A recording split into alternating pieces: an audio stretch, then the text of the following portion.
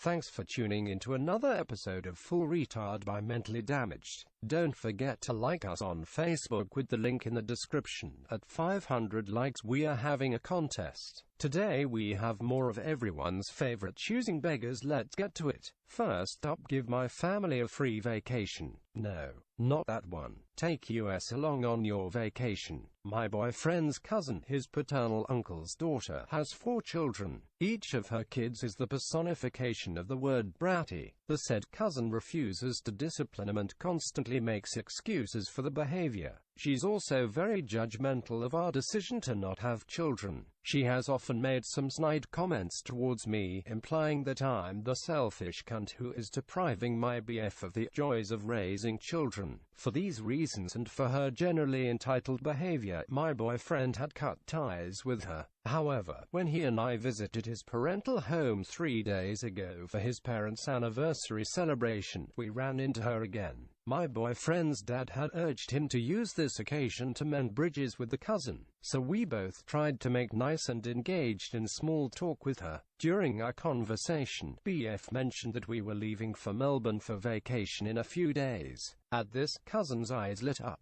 "Oh, that sounds like so much fun," she said. "My husband and I haven't gone anywhere since our honeymoon." She whined some more about how hard it is for them with 4 kids, if only they could afford such luxuries, etc., etc., etc. I could tell where this was going. My boyfriend probably felt sorry for her, and being the kind and generous soul that he is, offered to buy them a weekend in a resort in Mount Abu, a hill station in the Indian state of Rajasthan. Cousin, face scrunched up. "That's nice, but why can't you just take us to Melbourne with you?" BF, getting a bit annoyed, but still patient. "Well, we want to spend some time alone together. Plus, we'll be meeting some close friends there. Besides, Mountain Abu is a beautiful place. Your kids will love it." Cousin, in the annoying Karen tone, "I still don't see why you can't take us to Australia. You're being so selfish, going on this great trip and sticking your family with a cheap weekend getaway." BF's mom, cousin's name, "He's making a very generous offer. Either take it or leave it." Cousin, wearing the expression that morons wear when they think they've had a bright idea. "Oh, I know. Why don't my husband and I go to Mountain Abu and you can take our kids to Melbourne?" Me, "What?" Cousin, "It's a great idea. The kids can have fun in Melbourne with you two, and my hubby and I can enjoy a peaceful weekend. This way the kids can actually spend some time with their uncle. You never make time for them." BF, "I'm offering for the last time. It's either the weekend in Mountain Abu or nothing at all. And why the hell would we ruin our vacation taking care of your kids?" Cousin, "How can you say that? My kids are so well behaved. You'll have so much fun spending time with them. Besides, my husband and I could really use some quiet time together. You aren't shy girl turned sassy, don't have any responsibilities. You have no idea how hard it is to raise 4 kids. You can afford this trip.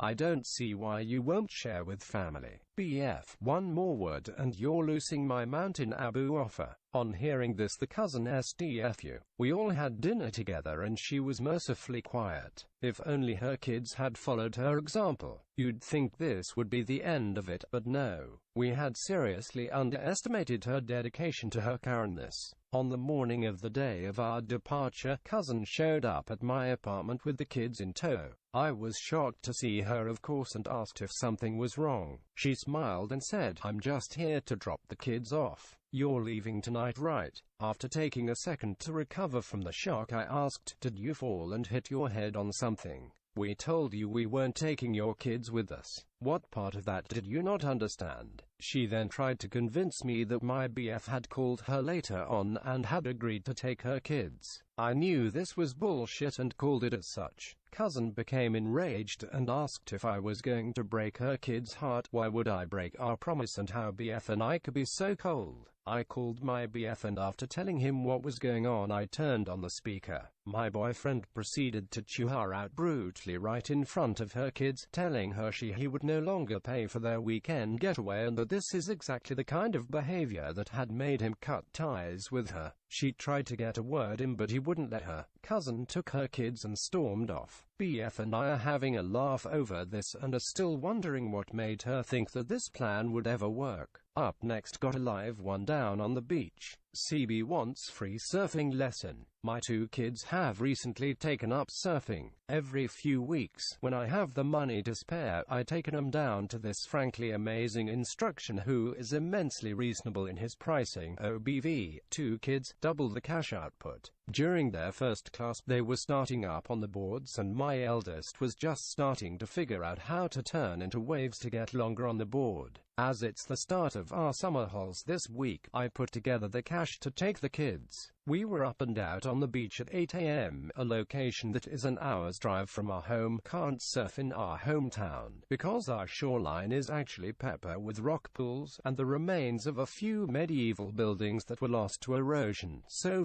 unsafe. While my two are getting ready, a gent and his son rock up. Kid is bouncing with joy like my two were the first time. Dad looks around, down at the sea, then after a swift hello, starts trying to negotiate the price because he didn't see how his son could learn due to the small waves. Tries to drop it to £10, which is less than half the price this chap usually charges, bearing in mind that it's a 2-hour session. All suits and boards are provided, as well as teaching to surf. He also shows them a bit about caring for the boards if they want to progress beyond beginner boards. The instructor tells him no, £25 or nothing, because, although the waves look small, they were actually perfect for practicing on for the first time. They start to form quite away from the shoreline, so the kids really got some mileage out of them. Eventually, I pipe up and say to the guy that the £25 is really cheap. Around the corner is one of those faceless surf schools that charge £35 for a 90-min lesson even if there are no waves. Plus, the instructor is also a teaching assistant at the local school, so he knows what he is doing with the kids. He grudgingly hands over the £25. Lesson begins. Happy ending. Oh no, the kid in question does really well. He gets up on the board loads of times once they are in the water. Of course, like all beginners, he wipes out a few times. My daughter starts showing off, the instructor encouraging her to do 180s on the board, jumping to face one way then the other. Because his son can't do that, Dad starts demanding his money back at the end. Again, I point out, my daughter has had a few lessons but my son wasn't doing 180s despite the same number of lessons cause he still struggles with staying upright and he's happy perfecting staying on the board when he's upright. I then said to him, you know, most people are delighted to see their kid do something new and be good at it, especially something like surfing because it's hard. Single quote. He stomped off, grumping about how it wasn't worth it. I felt so sad for the kid who gave my two a big wave as he left cause they were encouraging them. To clarify, this wasn't a deliberately small group, it was just these 3 kids because it was 8 a.m. on Sunday. I'm clearly mad for being up early enough to do it for them. Up next, offered a homeless CB a ride. Parked my truck at a gas station and on my way in, I was approached by a frail homeless lady. She was saying a lot of nonsense and asking for money, and when I told her I didn't carry cash, she asked for a ride. Normally, this would be a no from me, but I asked her where she needed to go. It was up the street, so I said okay, get in the truck. As soon as she got in the car, I realized I just let a homeless stranger in my vehicle, so I offer a McDonald's cheeseburger as a peace offering of sorts. She reached past what I was offering to my half-eaten McDonald's in between us and ate it faster than I've ever seen anything be eaten. It was actually sad. I told her I was offering her a wrapped-up burger, not the one she ate, but she could still have the wrapped-up one. She eats that. All of that happens while I'm pulling around the gas station to leave. When I get on the road, she says she feels bad about the burgers and offers to give me a blowjob.